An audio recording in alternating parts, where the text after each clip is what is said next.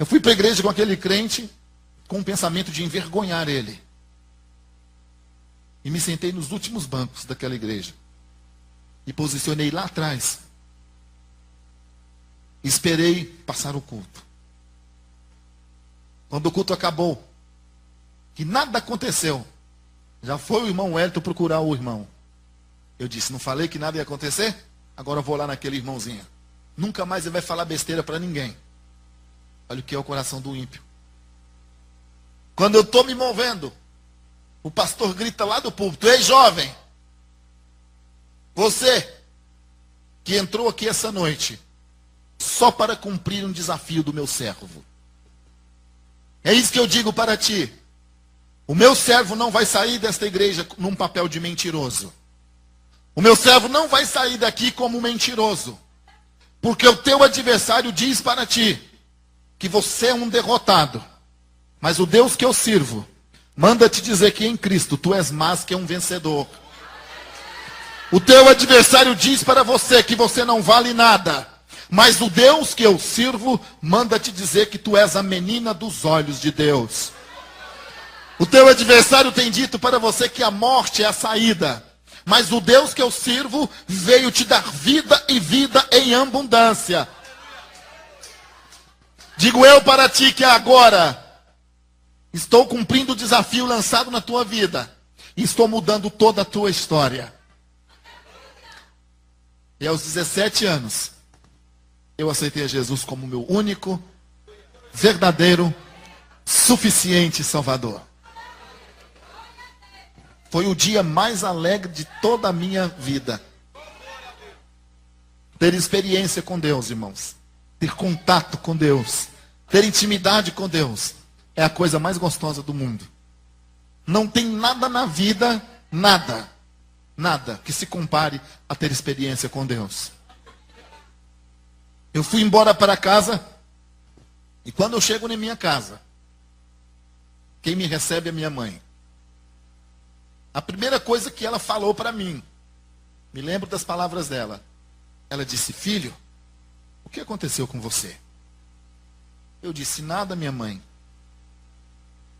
Ela me retruca e diz, sim, aconteceu alguma coisa. Quando você saiu daqui, você não tinha esse brilho no olhar. Quando você saiu daqui, o seu rosto era triste. Você está com o rosto feliz, o que foi que te aconteceu? Naquela hora eu lembrei e disse, mãe, hoje eu conheci Jesus Cristo. A partir de hoje eu nunca mais choro, se não for de alegria. E já disse logo, Jesus ama a senhora também. E Deus vai salvar toda a minha família. A senhora pode ter certeza absoluta que Deus vai salvar toda a nossa casa. Irmão, sabe quando você sente algo pesado em ti? E alguém te ajuda e te tira aquele peso das suas costas? Foi isso que eu senti no dia em que eu aceitei Jesus Cristo. Porém, amados, os irmãos sabem que eu vivi durante 3 meses e 1 semana, trancado dentro de um cativeiro, escuro, onde de dia era um calor quase que insuportável, porque o telhado lá era de zinco. Você quase que encostava no telhado com a mão. Então fazia muito calor. E à noite, pelo cativeiro estar no meio do mato, era muito frio. E havia muitos insetos e eu não dormia. Ao ponto de ser amarrado, amordaçado, de pendurado no telhado daquele cativeiro, como se fosse um animal, com uma arma, com um fuzil, engatilhado na cabeça, sem roupas, somente para ter uma foto tirada e enviada para a família. Irmãos, esses 96 dias foi sombra e água fresca, perto do que é e perto do que dói estar longe de Deus. Aquele jovem que havia conhecido os caminhos do Senhor com tão pouca idade, se afastou dos caminhos do Pai. Por causa de uma coisa tão pequena, por causa de algo tão pequeno, eu acabei me afastando dos caminhos do Senhor. A palavra de Deus nos diz lá no livro do profeta Malaquias, que há uma diferença entre o justo e o ímpio. Entre o que serve a Deus e o que não serve a Deus. Essa diferença, amados, é a diferença que vai nos levar ao céu. É a diferença que vai fazer com que nós pisamos na rua de ouro. É a diferença que vai fazer com que nós possamos morar nas mansões celestiais, que está preparada para o povo de Deus. Quando eu digo de diferença, eu digo que o povo de Deus, ele é livre para tudo, mas não pode fazer tudo que vem na cabeça. Principalmente com a nossa boca.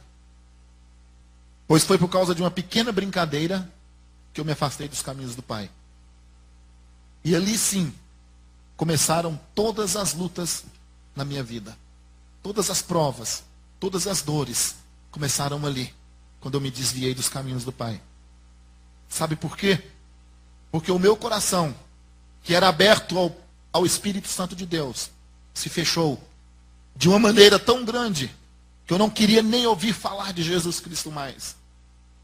O meu coração se fechou e endureceu de uma maneira tão grande que eu queria passar 18 quilômetros, 1000 quilômetros de uma igreja, mas não queria ver ninguém que servia a Deus. Mas o meu Deus tinha planos na minha vida.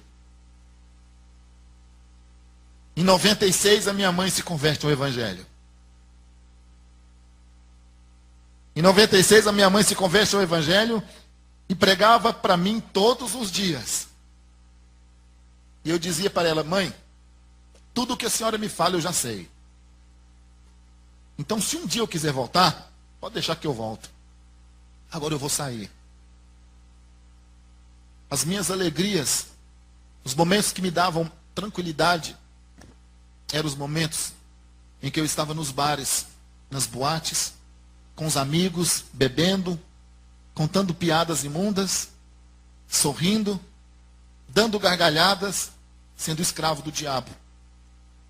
Mas por tantas vezes, amados, por tantas vezes as pessoas me pegavam na mesa das boates, dos bares, de cabeça baixa e chorando. E ninguém entendia. Por quê? Num lugar que é de aparente alegria, irmãos, por que alguém chorava? Quantas vezes alguém chegava em mim e dizia: jovem, você está bem? Está te acontecendo alguma coisa? E eu de cabeça baixa não conseguia falar nada. Mas só eu entendia o motivo daquelas lágrimas.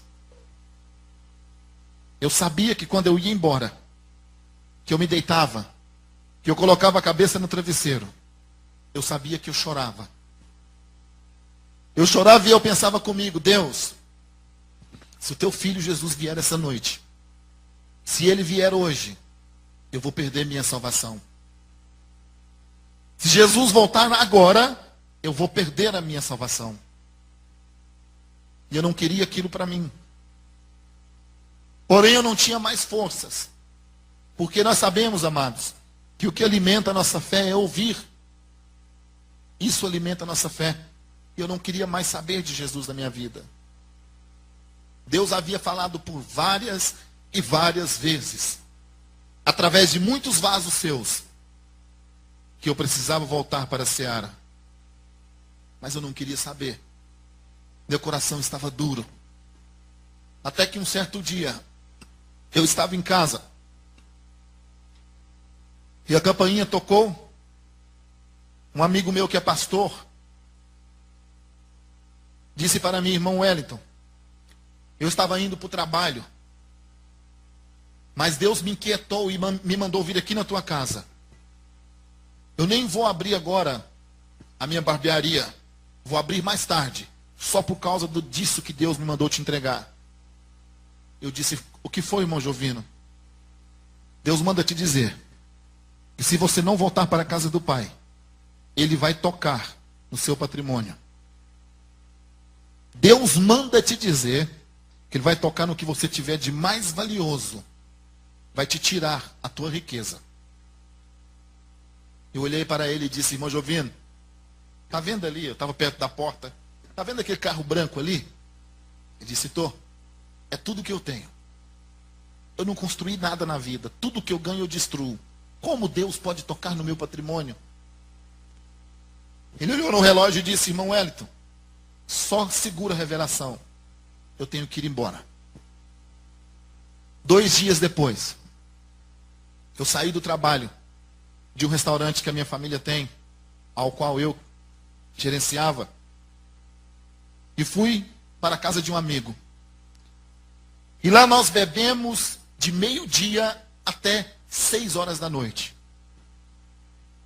E nós estávamos tão escravizados pelo álcool que eu queria mais. Eu entrei dentro do meu carro, bêbado, e saí para comprar mais bebida. Quando eu saio com o meu carro, eu percebi que eu havia passado em cima de algo. Irmãos, Deus é tão maravilhoso que me fez parar o carro naquela hora. Eu notei que eu havia passado em cima de alguém quando eu dei uma ré. Eu puxei o freio de mão e abri a porta do carro e olhei. E naquela hora eu notei que eu tinha passado em cima do meu filho, com 4 anos de idade. Deus tinha tocado no meu patrimônio. Deus tinha tocado na única riqueza que eu tenho.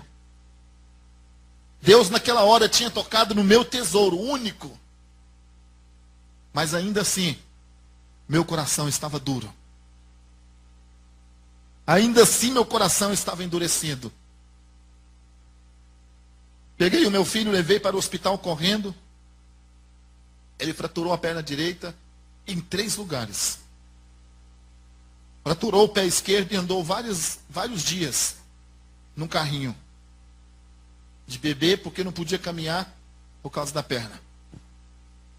Aquilo ali para mim, igreja, até hoje, quando eu olho para ele, que eu lembro daquilo, parece que alguém me enfia uma faca no peito. Mas o meu coração, duro, não queria ouvir.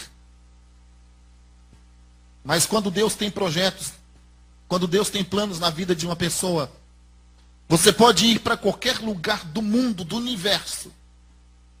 Você pode tentar se esconder em qualquer lugar, num buraco de 10 mil metros de profundidade. Que ainda assim, os olhos do meu Deus vai estar olhando e dizendo: o que tu está fazendo aí? E uma certa noite, cansado de tantas coisas na vida, cansado desse mundo, chorando, sentado, deitado no sofá, eu disse: Senhor, se o Senhor estiver me ouvindo, eu sei que eu não sou digno nem de que o Senhor incline a tua cabeça, incline o teu ouvido para mim. Eu não mereço. Mas se o Senhor ainda me ouve, eu quero te pedir, me traz de volta para a tua casa. Eu disse: Senhor, eu te dou liberdade para entrar novamente na minha vida. Olha como é o amor de Deus, né, amados? Nosso adversário, ele vem para matar, roubar, destruir. E ele nem pergunta, pastor, se pode. Já Jesus Cristo diz para a gente: eu estou à porta. Abre que eu vou entrar. Olha como é o amor de Deus. E naquela noite, minha mãe estava na igreja, quando recebeu uma revelação de Deus, onde o nosso pastor lhe disse: irmã Helena, Deus me mostrou um laço de sequestro e de morte na vida de um dos seus filhos. Vamos orar para Deus quebrar este laço. Vamos orar para que nada mais aconteça.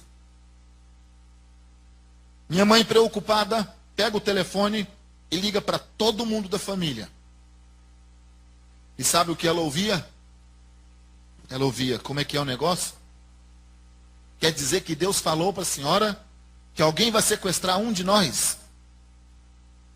Quem foi esse pastor? Fala que eu vou lá e vou processar ele. Não se preocupa com isso. Esse pastor está colocando coisa na cabeça da senhora à toa. Se alguma coisa acontecer, a gente coloca um batalhão de segurança armado aí. Só que ninguém sabia que a segurança armada não ia adiantar. Ninguém sabia que aquilo ali era planos de Deus. E com a vontade de Deus, ninguém pode ser contrário. 2 dias se passam, irmãos. E aquele rapaz, que havia pedido a Deus para que Deus o levasse de volta para a tua casa, é tirado da sua casa e não é levado para a casa do Senhor. É levado para dentro de um cativeiro, onde os dias passavam. As horas passavam feito dias. Os dias passavam feito meses. Parecia uma eternidade. Tudo era lento. E ao contrário de muitos crimes, geralmente num sequestro, a primeira coisa que se faz é pegar o contato de alguém. Para tudo ser rápido. Porque quanto mais tempo ficar com a vítima, pior é. No meu caso, 1 semana se passava. E silêncio total dentro daquele cativeiro. Até que no 7º dia, dentro daquele lugar escuro, eu ergui as minhas mãos naquele cativeiro e disse: Pai, se eu morrer, quero ter a certeza da minha salvação. Por isso eu quero me reconciliar contigo, aqui neste lugar. Eu quero mais uma vez te receber como o Senhor da minha salvação. Baixei a mão. E quando eu baixo as mãos, um daqueles sequestradores entra dentro do quarto e começa a negociar. Sabe o que Deus estava esperando? Somente uma atitude minha, para que Ele pudesse agir na minha vida. Naquele momento, um daqueles bandidos entrou e disse: põe o telefone de alguém e o nome com quem nós possamos negociar. Só que eles não sabiam que os 5 milhões de dólares que eles pediram pela minha vida não era nada. Era troco de pedágio pelo valor pago por mim lá no Calvário. Até então eles não sabiam que o preço que eles colocaram na minha vida já havia sido paga lá no Gólgota. Tinha custado um preço de sangue carmesim valioso. Tinha custado o meu Jesus carregar uma cruz pesada que ele não precisava carregar. Custou o preço de o meu Senhor ser trocado por um bandido, crucificado no meio dos homens comuns, ter o seu lado transpassado. Eles até então não sabiam de nada disso. Dentro daquele cativeiro, Deus foi me moldando dia a dia, pouco a pouco. Cada segundo ali era importante. Cada minuto vivido ali dentro daquele cativeiro era importante para a minha renovação. Deus foi me moldando dentro daquele cativeiro, pouco a pouco. Às vezes alguém diz assim: mas o que aconteceu que durou tanto tempo? A sua família não queria pagar o teu resgate? Não, pelo contrário, irmãos. Com 1 semana de sequestro, já tinha juntado dinheiro. Com 1 semana de sequestro, já havia juntado dinheiro. Só que, se eu tivesse entrado ali numa segunda e saído numa terça, tudo teria ficado para os homens. E diz a palavra de Deus que Deus não divide a sua honra, a sua glória com homem nenhum. Era preciso o tempo de Deus e não o tempo do homem. Eu vou tentar ser mais rápido. No dia 10 de março, de manhã, o Espírito Santo de Deus falou comigo e disse: filho, não temas, eu estou contigo. Não perturbe o teu coração, porque não é para a morte, é para a vida. Creia, eu já encaminhei os meus anjos para te guardarem.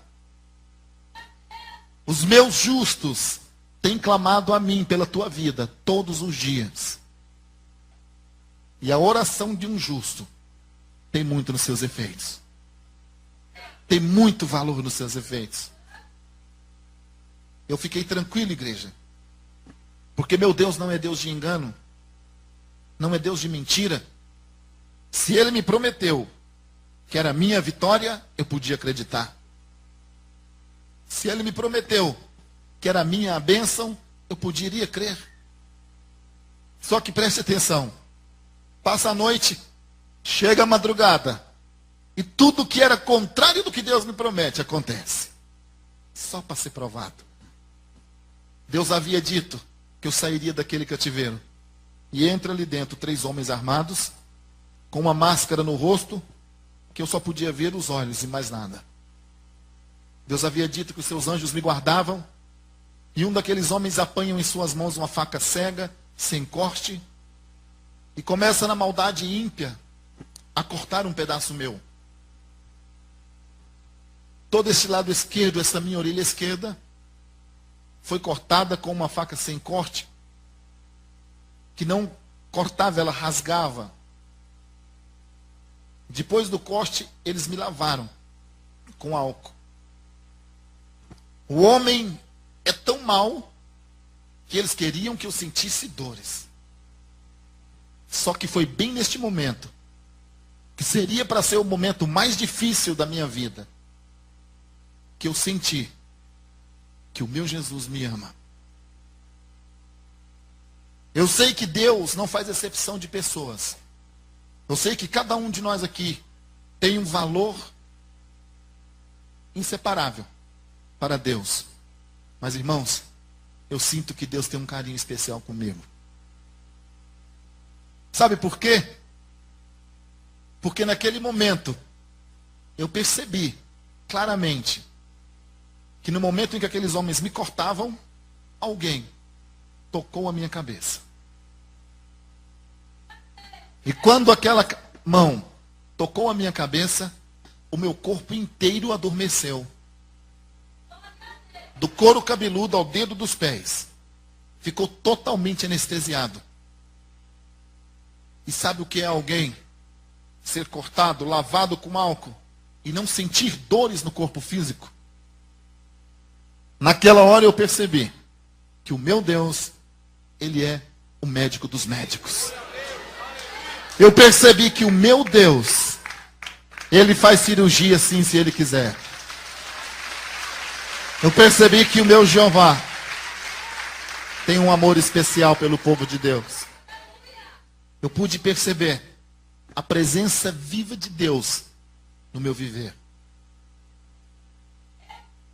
Naquele momento, eu de cabeça baixa, clamando a Deus, só em pensamento, só em espírito, porque eu não podia nem falar. Porque eles disseram, se você pelo menos pedir para não fazer, eu vou te matar. E eu de cabeça baixa, clamando a Deus, disse, Senhor, o Senhor me disse agora há pouco que era a minha vitória. O Senhor me disse agora há pouco que os teus anjos me guardavam. E naquele momento o Senhor falou comigo, filho, contempla agora, abra os teus olhos. Eu abri os meus olhos e olhei para o lado esquerdo. E eu pude contemplar 3 varões de branco. Cada um daqueles varões tinha em suas mãos como uma espada de poder.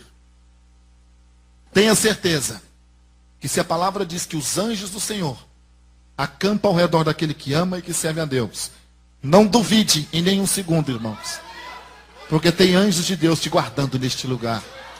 Tem anjos de Deus te guardando na tua casa. Tem anjos de Deus te guardando no teu trabalho. Tem anjos de Deus te guardando dentro do ônibus, dentro do carro, nas ruas, em todo lugar. Mas a Bíblia diz que é aquele que ama e serve a Deus. Não é todo mundo, irmãos, que tem, como as pessoas dizem lá fora, um anjo da guarda me guardando. Não é não. Deus só tem compromisso com, Deus só tem compromisso com quem tem compromisso com Ele. Se você não quer nada com Deus, Deus não quer esmola. Jesus não precisa de esmola, não. Ele quer aquele que serve a Ele de coração, de verdade. Agora presta atenção. Aqueles anjos ficaram um do lado esquerdo, assim, do meu lado esquerdo, um do lado do outro. E naquele momento, era para eu ter perdido a minha vida. Pois eu ouvi aqueles homens conversando entre eles. Um deles virou e disse, vai lá agora, companheiro. Deu um tiro na cabeça dele. Aquele camarada engatilhou uma arma e veio à minha direção. Eu fechei os olhos e ele encostou. Quando ele ia puxar o gatilho, o outro gritou de lá: ei, dá tiro aqui dentro, chamar a atenção dos vizinhos. A polícia já sabe de nós, já está no nosso encalço. Faz o seguinte, pegue a faca e corta a garganta dele fora. A segunda vez, aquele camarada veio em minha direção, puxou meu cabelo e me forçou a erguer a cabeça. Quando ele veio passar a faca em mim, mais uma vez o outro gritou de lá: não, fazer mais sujeira. Amanhã cedo nós vamos embora. Está tudo pronto e a gente não vai dar conta de limpar isso. Faz o seguinte, pega esse coitado e enforca ele. A terceira vez, aquele camarada veio em minha direção e segurou no meu pescoço. Quando ele começa a apertar, quando ele começa a dar pressão nas suas mãos, eu já tinha até entregue a minha alma ao Senhor. O outro gritou de lá: ei, nós não vamos matar ele não. Naquela hora nem eu entendia mais nada, porque eu já estava preparado, irmãos. O outro disse: não, tudo que nós tínhamos que fazer com esse rapaz nós já fizemos. Já batemos, já ferimos, já magoamos, já cortamos, já demos socos, tudo o que tinha que fazer, a gente já fez. Agora, matar ele nós não vamos fazer. O outro disse: como não? Você não tem coragem? Eu tenho. O outro lhe respondeu: isso, o ímpio conversando. Preste atenção que é o mistério de Deus. O ímpio conversando. Se você não tem coragem, eu tenho, eu faço. E aquele homem virou para ele e disse: você está enganado. Não falta coragem, falta inteligência. Para você perceber uma coisa, nós já pegamos nessa nossa vida de crime pessoas que têm 10 vezes mais dinheiro do que a família dele. Nós já pegamos pessoas que têm 10 vezes mais prestígio do que a família dele. Só que esse menino, ele tem algo que nenhuma dessas outras vítimas nossa tinha. O outro virou: mas o quê? Você não percebeu ainda?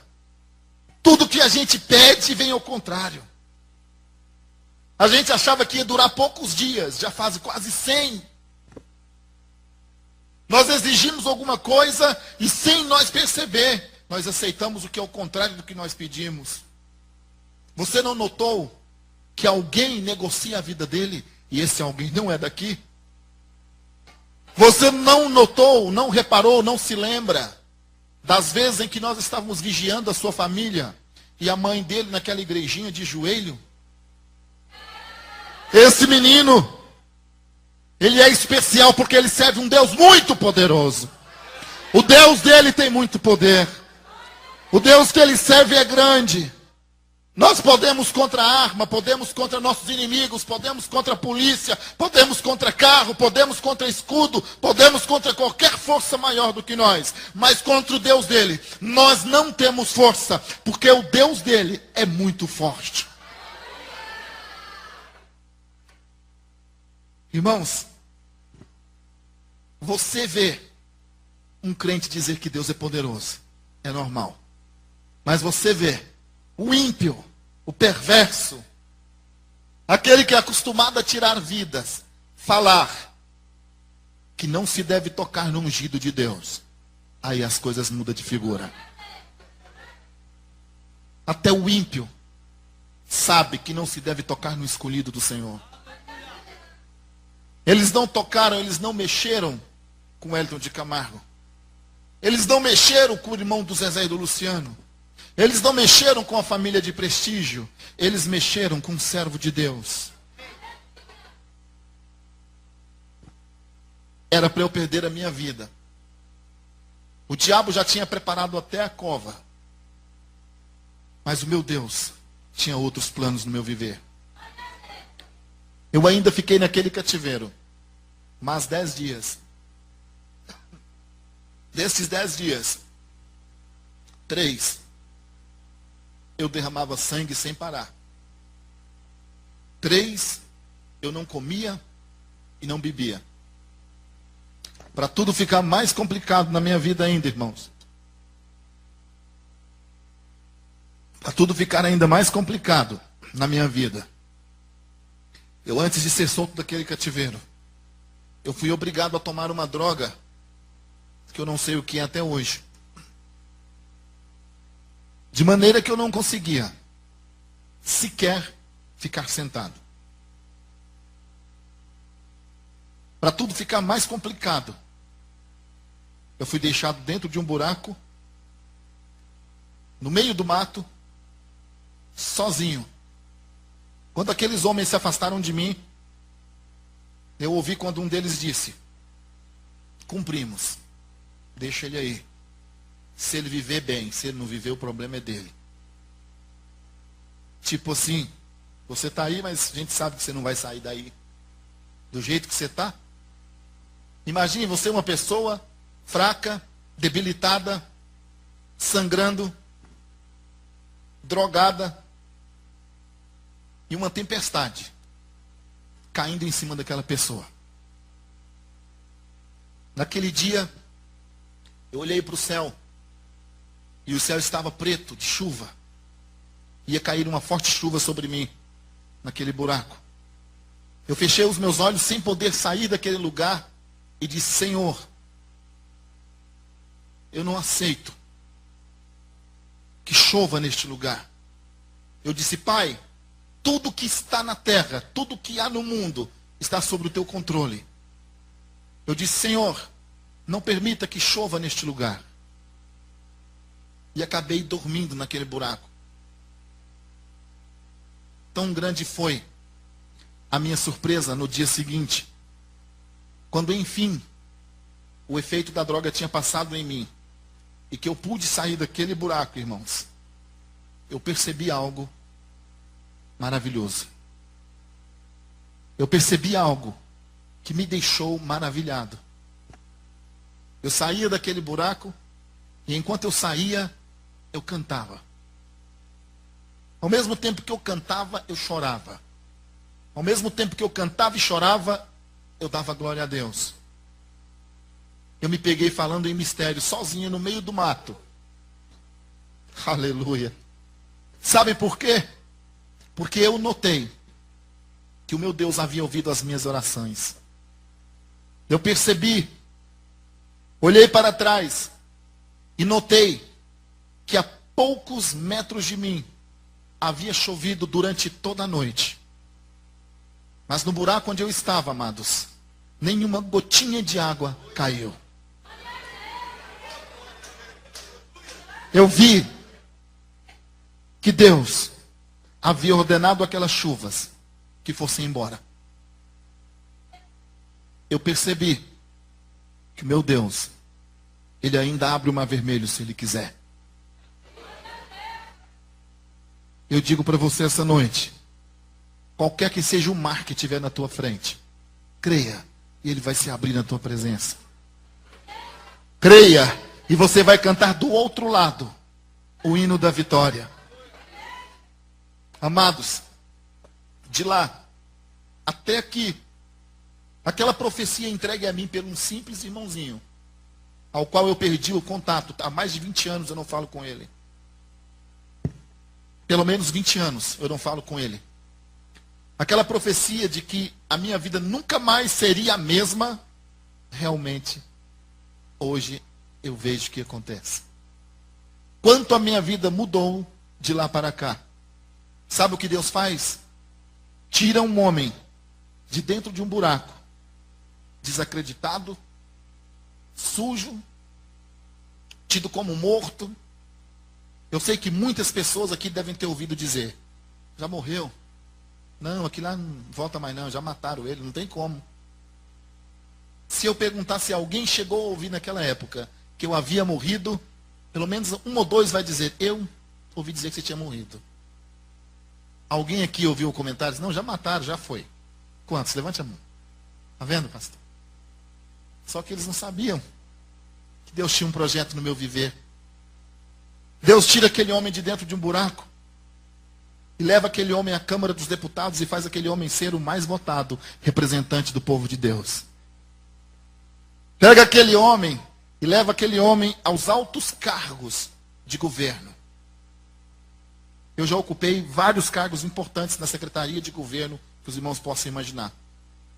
Deus tira aquele homem de dentro de um buraco, leva aquele homem aos 4 cantos do mundo, fazendo aquele homem responsável por várias almas ganhas para Cristo. Deus pega a família daquele homem e faz um reboliço, muda tudo. Muda 360 graus na vida da família daquele homem. Eu tenho uma irmã mais velha. Essa irmã minha um dia virou para o seu esposo e disse: olha, eu vou fazer um voto com Deus. Se Deus trouxer o meu irmão de volta, eu vou aceitar Jesus Cristo como meu Salvador. Olha o que Deus faz na vida de uma pessoa. Deus mudou todos no seu círculo. O marido dela era policial da P2, eu não sei se aqui tem a P2. Tem? Ele era policial da P2, então você sabe que a P2 é um serviço de inteligência. Ele virou para ela e disse: o quê? Seu irmão vivo? Quer saber de uma coisa? Você e sua mãe ficam escutando aqueles crentes lá falar que Deus vai trazer ele, que Deus vai restituir. Esquece isso, Marlene. Esquece isso e prepara para ver seu irmão morto. Deus só não trouxe ele ainda porque você e sua mãe não aceitam que ele morreu. Eu tenho 20 anos de polícia. E nesses 20 anos eu nunca vi uma coisa assim acontecer.